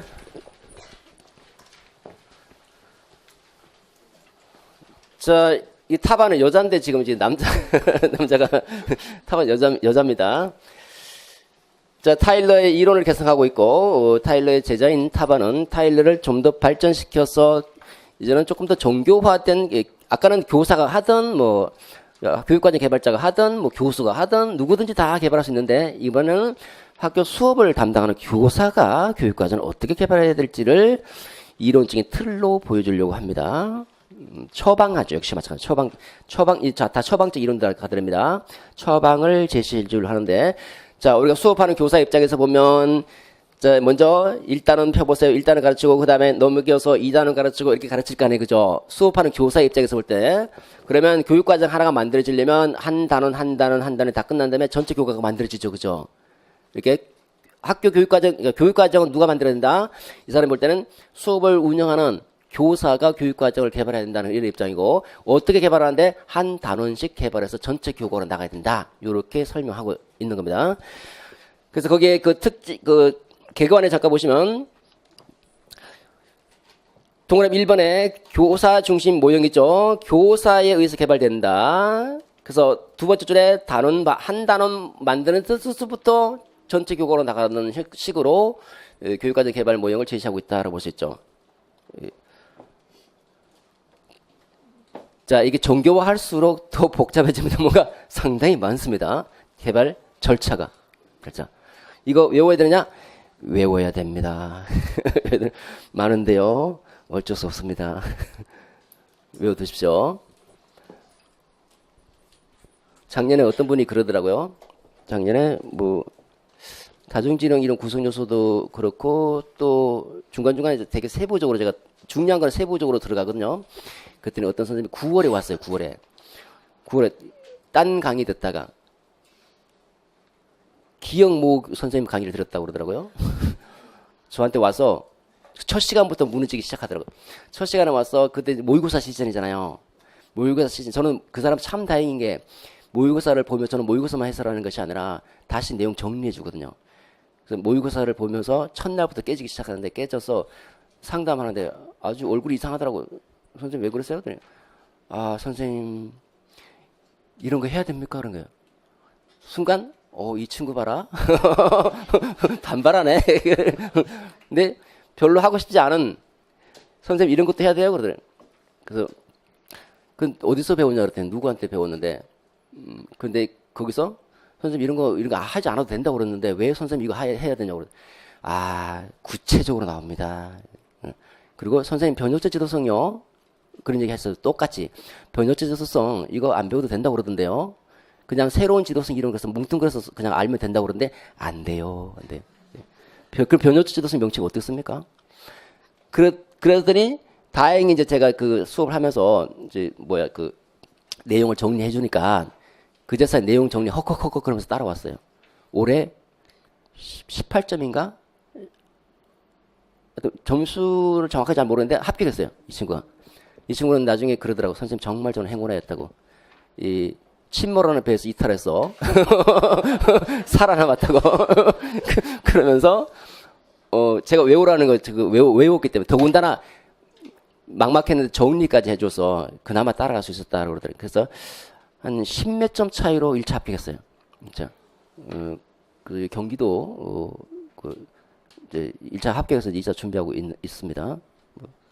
뭐지 이게? 그러니까 구체적이지만 외워두십시오. 제가 원래 딴소리 안 하는데 딴 데 가면 가끔 헷갈리기도 해요. 자, 보고 있겠습니다. 단원 개발부터 하는 거예요. 그죠? 한 단원 시험 단원 개발하는 거예요. 시험 단원 개발할 때 시험적인 단원부터 개발하는데 시험적인 단원을 개발할 때 뭐 하느냐? 학습자의 요구부터 진단하라. 학습자의 요구. 학습자의 요구를 진단한 다음에 그 요구에 맞게 목표를 설정하고 내용을 선정하고 내용을 조직한 다음에 다시 경험을 선정하고 경험을 조직한 다음에 평가 방안을 마련하라. 평가 방안. 이걸 토대로 해서 단원 개발하라. 단원 개발. 몇 단계입니까? 지금 7단계죠? 하나 더 있어요. 8단계. 7단계를 말하는 사람도 있고 8단계를 말하는 사람도 있어요. 평가가 뭐냐? 평가 내용, 방법, 수단 결정. 여기까지 다 이게 딱 맞는데 이게 정말 어려우면 그냥 평가 등 이렇게 하시고 8단계까지 써도 되고 7단계까지 써도 되는데 8단계는 균형성과 계열성 검증이에요. 균형성이 뭐냐? 그 뒤에 나오는데 그 앞에 있는데 제가 설명 안 들었는데 내용은 균형적이라야 되거든요. 우리가 지적인 측면에만 지나치게 추정해서는 안 되잖아요. 그죠? 지덕체 균형, 다시 말해서 인지적, 정의적, 심동적 능력의 균형을 갖춘 내용을, 내용으로, 갖췄는지 이거 한번 검증해 보라는 거죠. 검증. 그래서 자, 요구 진단, 외우고 쉽죠? 요까지 외우고 쉬워요. 요구 진단, 그러니까 여기 보시면 참 특이한 게 내용과 경험을 분리해버렸다는 분리. 내용은 뭐다? 학생들에게 제시하고자 하는 내용, 교사가. 경험은 뭐다? 학습자가 교육 활동에서 학습하는 경험. 보세요. 자, 1차 방정식을 선정하고 조직해서 1차 방정식을 교사가 제시했어요. 제시하면 1차 방정식을 푼다 그럴 때 학생은 뭘 경험할까? 혼자서 풀도록 경험하도록 할 수 있고, 내용을 선정할 때 협동학습을 통해서 문제를 풀 수 있도록 할 수 있잖아요. 그죠? 뭐 조사 활동을 통해서 그 문제를 해결할 수 있도록 하는 거고, 이건 학습의 경험이잖아, 경험. 이렇게 굉장히 복잡한 거예요. 내용을 선정하고 조직한다. 다시 또 학습자 입장에서 다시 또 각색해서 다시 선정하고 조직하라는 거예요. 어떻게 보면 다분히 교사 입장에서 볼 때는 학습자를 굉장히 고려한 사람이다라고 볼 수 있는 거죠. 어쨌든 이렇게 해서 시험 단원이 만들어진다 하나. 시험 단원 개발했죠. 시험 단원을 개발하고 그 다음에 개검 수구정, 개검 수구정 또 5단계를 거칩니다. 8단계, 5단계 개검 수구정 시험 단원 개발하고 그 단원을 다시 검증해보고 그리고 수정 보완한 다음에 구조화 체계화시킨다. 쭉 체계화시킬 때 보면 스코프를 고려하고 계열을 고려하는데 이게 스코프 계열 다 뭐예요? 구조가 뭐라고 그랬어요? 아까? 조직이다. 조직이 뭐다? 구조다. 구조. 조직한 조직. 이 사람은 조직 중에서 뭘 강조했어요? 스코프와 계열성 강조, 계열성. 스코프가 이제 여기서 나오는 거예요. 타일러가 말하지 못했던 내용이 나오고. 어쨌든 구조와 그 다음에 단원, 이제 구조가 됐으면 이 세 단원을 정착하고 보급한다. 개검, 수구정. 그러면 지금 선생님 굉장히 단계가 8단계도 있고 5단계도 있는데 뭘 외워야 될까요? 그냥 다 외우세요.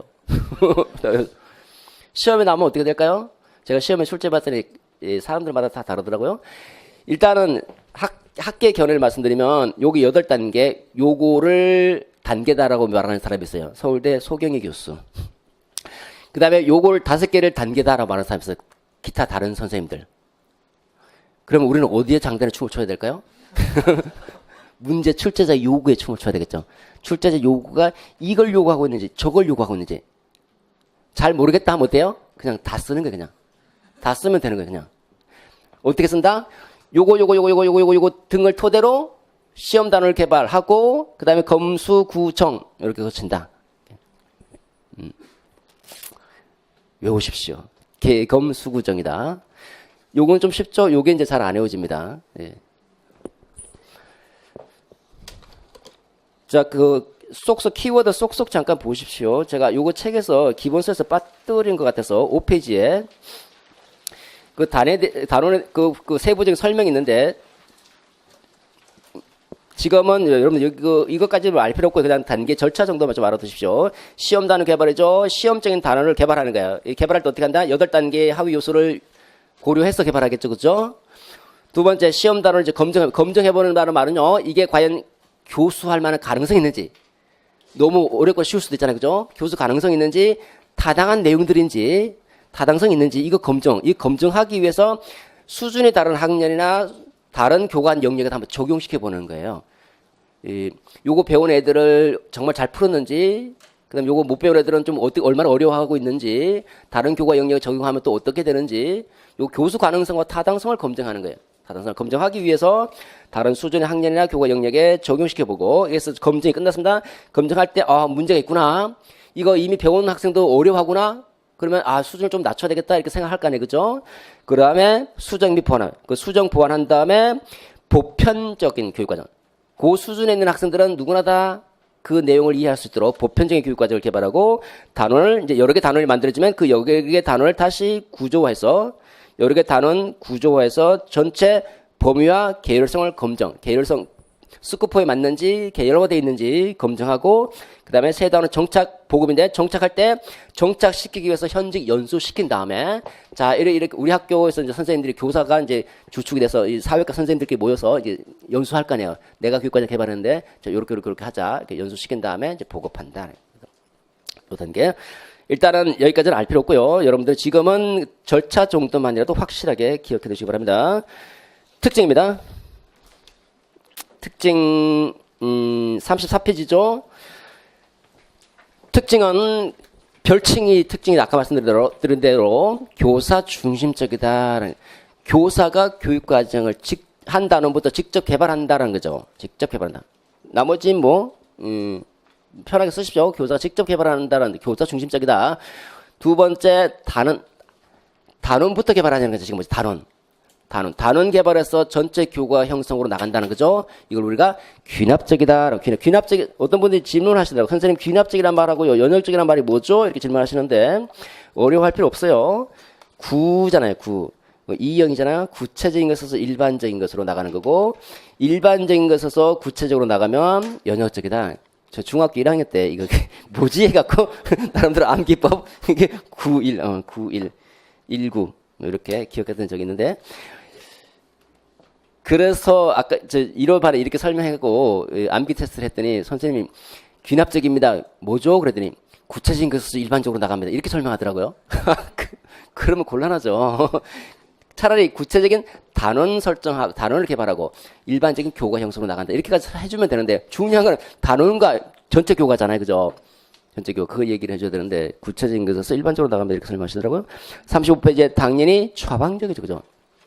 일련의 절차. 포인트가 뭡니까? 일련의 절차 제시하고 있다. 역동적이다. 계속적인 요구 진단부터 시작하잖아요. 학습자의 요구를 계속적으로 진단해서 여기다 단원 개발할 때마다 반영하는 것이니까 역동적이다. 물론 이제 스킬백이 학교 중심 교육과정만큼 역동적이긴 않지만 그래도 역동적이다라는 겁니다. 네 가지 교사 중심 귀납적 처방적이다 역동적이다. 요거 좀 알아두시기 바랍니다. 교사 귀처역이다. 귀처역. 교사 귀찮아. 교사가 이게 너무 복잡하죠? 귀찮아. 교사 귀처역. 다음 스킬백입니다. 스킬백. 스킬백까지 하겠습니다.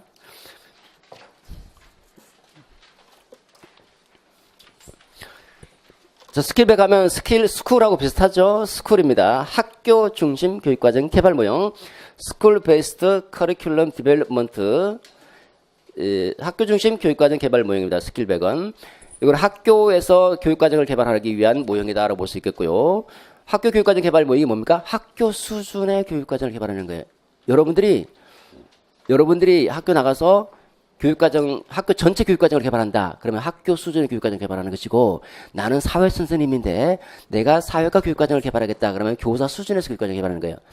그 타반은 사회교과와 관련된 연구를 사회교과와 관련해서 연구를 한 사람이고, 아이즈너는 아이즈너 자체가 미술교사 출신이었거든요. 예술교과와 관련해서 논의를 많이 한 사람이에요. 미술교과 분들은 아이즈는 매우 중요한 사람이잖아요. 그죠? 매우 중요해요. 그 중요합니다. 스킬백입니다. 학교. 자, 그 개념 보시면 그냥 쉽게, 이거 개념 자체가 뭐 중요한 건 아니에요. 그냥 학교 현장 교사들이 학교 교육과정을 개발하도록 한 거다. 그냥 쉽게 학교 교육과정을 개발. 학교 교육과정이 뭡니까? 학교 1년 교육과정을 짜는 거예요. 1년.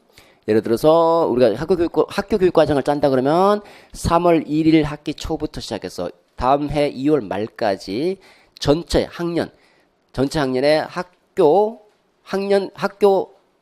교육 계획을 세우는 거 교육 계획. 요렇게 교육하겠다. 우리가 교육 과정은 이제 공식적 교육 과정은 계획이에요. 계획. 공적 문서로 남기는 교육 계획입니다. 그래서 뭐 요런 식으로 이제 만들겠죠. 그죠? 이렇게 학교 교육 과정을 이제 문서로 만듭니다. 1년치 학교 교육 계획이다. 이렇게 보시면 됩니다. 여러분들 하셔야 돼요. 근데 초임 교사들한테는 맡기지는 않죠. 그러다가 엉망이 되버리니까 주로 이제 수석 교사분들이 좀 많이 담당하죠. 자, 학교 교육 과정을 개발할 때 학교를 보면요. 학교가 놓인 상황이 있죠. 상황이 이 학교 안에 이 학교 안에 있는 이런 여러 가지 모양의 내적 상황이 있고 내적 요인이 있고요. 그 다음에 학교를 둘러싸고 있는 학교 이 전체를 둘러싸고 있는 외적 상황 요인이 있을 거 아니에요, 그죠?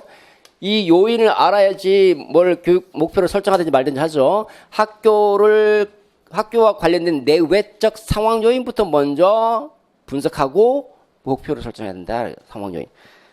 그래서 상황 단계가 추가돼 동그라미 2번에 보시면 상황 단계가 추가돼 있다라고 돼 있죠, 그죠? 36페이지에 이제 개발 절차를 잠깐 보십시오. 자, 그래서 목표 설정하기 이전에 상황 분석을 앞세우고 있잖아요. 그죠? 상황 분석한 다음에 목표 설정, 프로그램 구성, 해석과 실행, 모니터링, 피드백, 평가, 재구성, 그 다음에 다시 또 계속 순환되고 있죠? 쓸 때는 어떻게 씁니까? 상황 분석, 목표 설정, 프로그램 구성, 해석과 실행, 모피, 평제, 점점점 등의 과정을 거친다. 이렇게 쓰면 되죠. 만약에 물어보면 쓰시고, 안 물어보면 안 써도 돼요. 우리가 중요한 거는 이거예요, 이거. 여기서 중요시해야 될 부분은 상황 분석이다. 상황 분석. 물어보면 상황 분석을 물어볼 수도 있고 또 크게 물어볼 수도 있고 크게.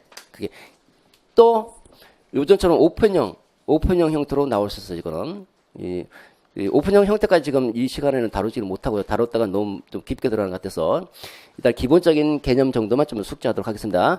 상황 분석 외우십시오. 상황, 목푸해, 모피, 평제. 말이 좀 이상하죠. 목푸해, 모피, 평제. 상황 분석, 목표 설정, 목푸, 프로그램 구성, 해석과 실행, 모피, 평제, 모니터링, 피드백, 평가, 재구성, 모델링 이렇게 말씀하시는 분들이 있는데 모니터링입니다. 자꾸 하셔야 돼요. 이렇게 목푸해, 모피, 평제. 됐죠? 여기 내적 요인에 좀 초점을 맞추시기 바랍니다. 36페이지 가보십시다. 거기에 박스를 보시면 자, 우선 이제 내적 요인은 뭐가 있느냐? 자, 학교 안으로 들어가 보시면 누가 보입니까? 학생이 보이고 학부모가 보이고 학교 환경이 보일 거 아니에요. 그죠? 이거 분석해서 목표 설정에 반영하는 겁니다. 학생의 능력이 어떤지, 학생들이 뭘 요구하고 있는지, 예를 들어서 학교 교육 과정 중에서 이제 뭐 자유학기제 교육과정을 짜겠다. 내가 우리 학교 자유학기제 교육과정을 짜겠다. 우리 학교 영어과 교육과정을 짜겠다. 그러면 학생들이 뭘 요구하는지 알아야 될 거 아니에요. 학생들이 자유학기제에서 어떤 활동들을 요구하고 있는지 한번 조사를 해봐야 되죠. 학생들이 수준이 어떤지, 어떤 적성이 있고, 어떤 능력이 있고, 어떤 지식이 있는지, 이런 학생들의 지식과 수준과 적성과 요구를 분석해야 되죠. 이거를 영어과 교육과정 짤 때도 학생이 스피킹을 잘하는지 못하는지, 문법을 잘하는지 못하는지 이거 다 파악해야 되겠죠. 그 다음 두 번째입니다. 교사 스피킹 중심의 예를 들어서 영어과 교육과정을 목표로 세우려고 한다면 교사의 거기에 대한 태도가 어떻고 거기에 대한 지식과 경험이 있는지 이거 봐야 되죠. 경험도 없고 지식도 없는 선생님이 있는데 그 말하기 중심의 영어과 교육과정을 목표로 삼고 짜버리면 누가 가르칩니까? 그죠? 예. 그래서 교사의 지식이나 경험이나 태도나 교사의 요구 이런 것들도 분석해야 되죠. 그다음 학교를 둘러싸고 학교 환경이죠. 학교 환경 랩실도 안 갖춰져 있다. 안 되겠죠. 과학 실험실도 없더라. 이거 안 되죠, 그죠? 이런 실험실, 과학실, 실험실, 뭐 랩, 공작실 등의 학교 환경을 또 분석해 보고요. 그 다음에 현재 교육과정에 존재하는 문제가 뭔가, 이 문제를 개선하려면 또 어떤 내용들이 반영되어야 되는가, 이것도 살피죠. 크게 중요한 거는 학생, 교사, 환경, 요거 분석한다. 세 가지 정도만 보시면 되겠고요. 어쨌든 한 줄로 쓰는 거예요. 한 줄로, 어떻게 쓰는지 아시죠? 학생의 상황 분석 설명하라 그러면, 이따가 말씀드릴게요. 외적 요인입니다. 외부로 들어가 보면 학부모와 지역사회가 제일 먼저 보이죠. 학부모는 우리 학교에 뭘 요구하고 있고, 뭘 기대하고 있는지, 지역사회는 어떤 가치를 추구하고 있고, 어떤 요구를 하고 있고, 어떤 기대를 하고 있는지, 사회 이념, 이데올로기는 또 무엇을 추구하고 있는지. 그래서 첫째 보시면 학부모 기대, 요구, 지역사회 가치, 요구, 기대, 이데올로기, 좀 더 크게 나가면 더 많은데, 어쨌든, 이렇게 보면 학부모도 이 상황 분석을 했더니 상황 주변에, 학교 주변에 외국인들이 많이 살고 있고, 외국 간판도 많이 있는 어떤 뭐 이태원 정도다. 그럼 학부모들은 뭘 요구할까요? 이 사람들하고 접할 수 있는 기회가 많으니까 문법 중심의 그 교육 과정보다는 말하기 중심의 교육 과정을 요구할 거네요. 그죠? 인터컬처럴 영어를 요구할 거네요. 그래서 세계어 수준에서 언어를 수단으로 삼아서 다양한 문화권에 있는 사람들과 교류할 수 있도록 이거를 요구할 거냐. 우리가 foreign language as a second foreign language, second 뭐 이런 게 있는데 그래서 외국인하고 이렇게 만나서 하는 상황이다. 그러면 그 상황과 관련해서 학부모들은 저런 요구를 하고 있다면 그 요구를 반영하겠죠. 그죠? 지역사회도 당연히 뭘 요구할까요? 당연히 저런 것들을 요구하겠죠. 그 다음에 사회 전체 이념이나 이데올로기. 우리 사회는 문법 중심의 그런 것보다는 이제는 이제 글로벌한 사회 속에서 말 잘하는 그런 것들을 요구할 수 있잖아요. 그죠? 그러면 그런 사회적 이념이나 가치, 그 다음에 지역사회 요구나 가치, 학부모의 기대나 요구, 이런 것들을 학교 교육과정에 반영하겠죠. 그럼 상황 분석 설명하면 어떻게 합니까? 내적, 외적 요인을 분석한다. 내적 요인으로는 학생의 뭐 지식이나 요구, 학생의 지식이나 요구, 교사의 그 가치나 태도, 지식, 그다음에 환경 환경 그다음에 쉼표하고 그다음에 외적 요인으로서 뭐뭐뭐 등을 분석한다. 이렇게 얘기하겠죠, 그죠? 간단하게 한 줄이에요, 그냥 한 줄. 연결해서 써주면 되는 거죠. 자, 이렇게 상황 분석이 끝났으면 상황 분석이 기초해서 이제 목표가 나온다. 그거. 목표를 설정한다. 목표 설정은 그냥 쉽게 얘기하세요. 상황 분석의 기초에서 목표를 설정한다. 선생님 거기 보면 학습 결과를 진술하되 그 말이 저 말 똑같은 거예요, 그냥. 그래서 이거를 물어보진 않죠, 그죠? 이게 뭐가 어떤 내용이 있다는 게 뭐가 중요합니까, 그죠? 상황 분석이 중요하다. 만약 절차를 물어보면 상황 분석입니다. 그런데 이제 목표 설정에는 가치나 판단까지도 포함하는 거예요. 가치나 판단을 포함해서 목표를 설정하고, 그 다음 목표 설정되어 있으면 뭘 해야 됩니까? 내용을 선정하고 조직하고 교사학습하고 평가하고 이렇게 해야 되잖아요. 그죠? 그게 뭐야? 프로그램 구성이에요. 프로그램, 내용, 어떻게 가르치는지 교사학습 방법, 내용 선정하고 조직하고 교사학습 방법. 한마디로 말하면 교수학습 활동 설계. 교사학습 활동 설계. 그 다음에 이를 잘 운영하기 위해서 필요한 자료, 그 다음에 환경, 인적 구성, 선생님들 이제 배치하고, 시간표 짜고, 월별 시간표 짜고, 뭐, 짤까 아닙니까? 그죠? 요거 한 뭐 두세 개 정도만 기억하시면 되겠죠? 자, 그 다음에 이렇게 해서 이제 운영을 하게 되면, 새로운 교육과정이 도입되면 뭔가 예상치 못한 문제가 발생할 수도 있거든요. 스피킹 중심했더니 좀 엉망이 될 수도 있고, 그러면 새로운 교육과정이 실행될 때 어떤 문제가 있는지를 예측해 나가면서 실행해야 되거든요. 그게 예측과 실행입니다. 해석과 실행 또는 판단과 실행입니다. 자, 변화된 교육과정에 따라 야기되는 문제를 예측하면서 실행한다라는 거죠. 마지막입니다. 모니터링, 피드백, 평가, 재구성해 나간다. 요 절차는 기억하시고 세부 내용은 상황 분석 정도 좀 받으시면 좋겠고요. 특징입니다. 특징. 학교다. 학교 중심이잖아요. 그죠? 학교 중심적이다. 그러니까 학교 현실을 가장 잘 반영하고 있고, 그 다음에 학교 특성을 가장 잘 고려하고 있고, 그 다음에 마지막으로 역동적이다. 학교 역동적이다. 학교 현실이다. 첫 번째 단계가 뭐라고 했습니까?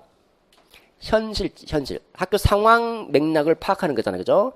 그러니까 학교 현실적 상황 맥락을 고려해서 학교 현장에 적합한 교육과정을 개발할 수 있다라고 하는 거 아닙니까? 그게 학교 현실이다. 학교 현실을 고려해서 학교 상황에 가장 적합한 교육과정을 개발할 수 있다. 이게 특징. 두 번째입니다. 학교 특성을 고려한다. 학교 특성, 어떤 특성이 있다고 그랬어요? 개별적 특성 있잖아요. 그죠? 학생의 개별적 특성, 교사의 개별적 특성, 학교 환경의 학교마다 개별적 특성이 있잖아요.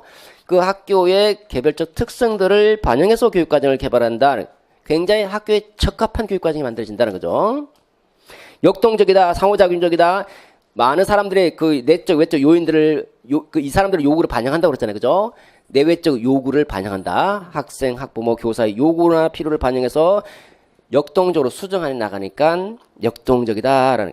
물론 순서는 사실 어떤 순서를 거치든지 전혀 상관은 없습니다. 어떤 순서, 어디부터 시작하든 전혀 상관은 없긴 해요.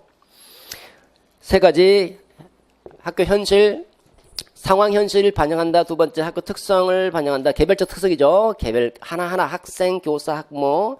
그 다음에 역동적이다. 이 사람들의 요구를 역동적으로 반영해서 교육과정을 개발한다라는 거고. 됐죠?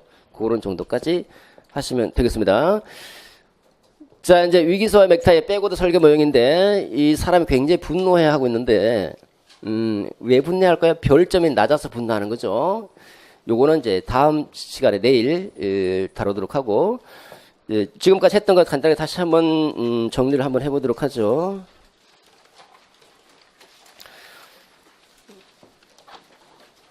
싱킹맵 앞에 보시고 하셔도 좋고요.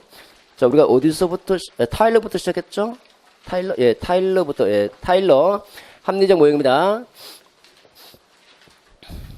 타일러는 교육 목표를 설정하고, 그리고 교육 내용, 학습 내용 선정, 조직, 평가 이르는 일련의 절차를 제시한다라는 거고, 목표 설정할 때 두 가지 단계를 거치더라. 잠정적 교육 목표 추출, 학습자, 사회, 교과의 요구를 반영해서 잠정적 교육 목표 추출한다. 둘째,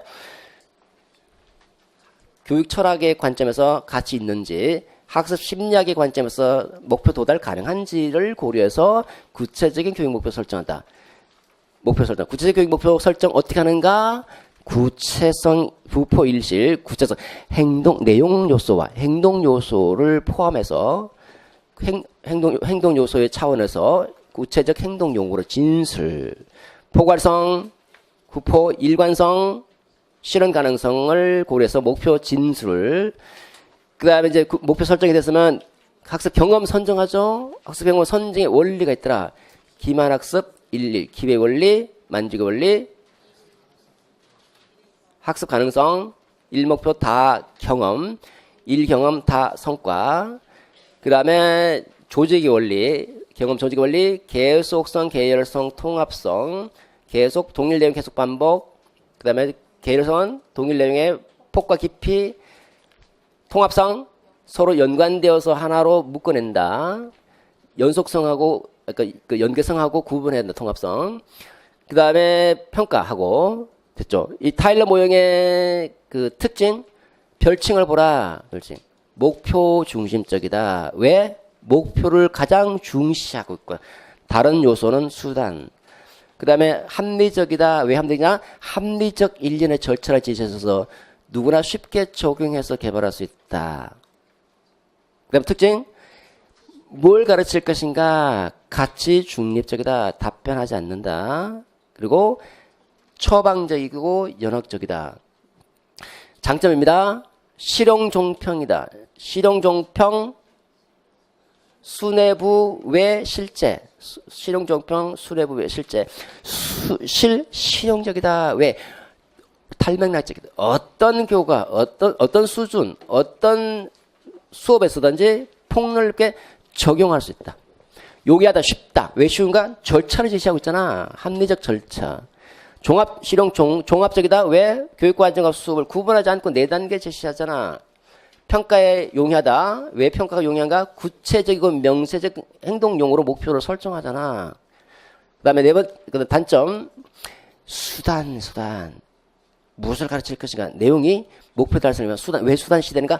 목표를 우위에 두니까.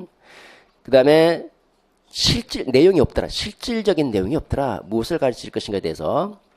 그 다음에 부수적이고 확산적 목표 중요성을 간구한다. 그리고 외적 행동의 변화를 확인할 수 있지만 내적인 인지 과정이나 사고 과정이나 뭐 가치 태도 등의 부분을 확인하기가 어렵다. 실제적 교육 과정 개발 과정을 묘사해 주지는 못한다. 묘사하려면 소설적 접근으로 넘어가야 된다라는 거고요. 그 다음에 타바입니다. 타바 교사 중심 교육과정 개발 모형이다라는 별칭이 있고, 교사가 교육과정을 개발해야 된다. 교육과정을 개발할 때 절차가 있죠. 볼까요? 한번 가볼까요?